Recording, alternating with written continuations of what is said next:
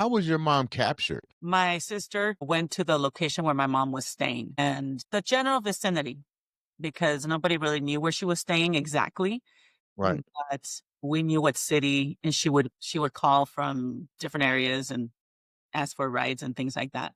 So we knew more or less where she was. And so she told the police more or less where she was within like a block or two. And they had surveillance, and she told them what she looked like currently. Man, that sounds crazy.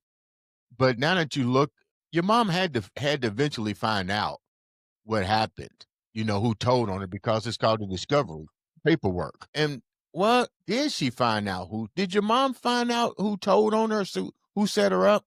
Because to me, it seemed like when she got arrested and she got brought back up in front of the judge and stuff, that they had to basically show discovery. Now, how she was captured, the names of the people that was involved in it. Did she share any of that with you when you finally saw your mother? No, my mom didn't know.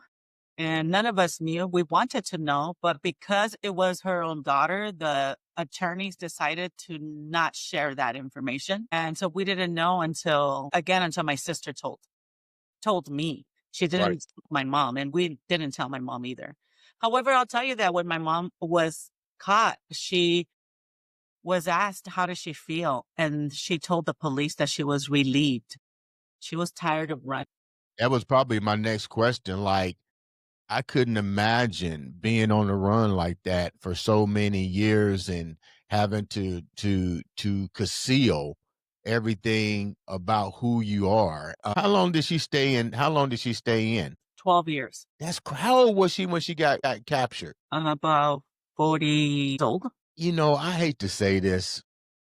That's almost crazy. I mean, you didn't murder someone, you was protecting your life. And I think maybe you can answer this better than I can. I get it that she's pregnant. I get that, once the child is born, it's a whole different ball game when it comes to a mother and her child. You don't want to be separated.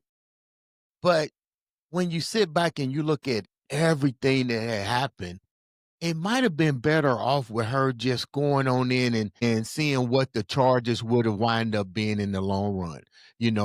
Felony manslaughter or reckless homicide. Anything outside of murder would have kept her sentence served or maybe probation or something. I know we can't look back on what should have, could have had happened, but let's move forward with the simple fact that she goes and gets captured, serves her time. She gets out at, let's get real, not the most pleasant age to leave prison and to leave with what? I mean, what does she leave with?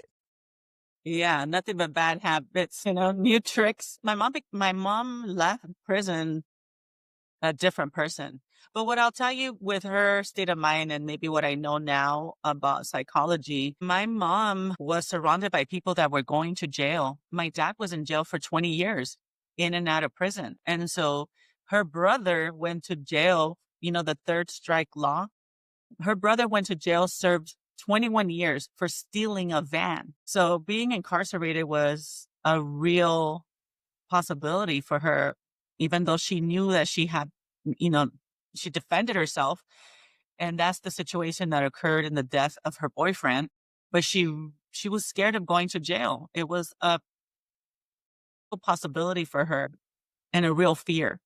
So Latinos and not having, money to represent yourself, she didn't feel safe to turn herself in.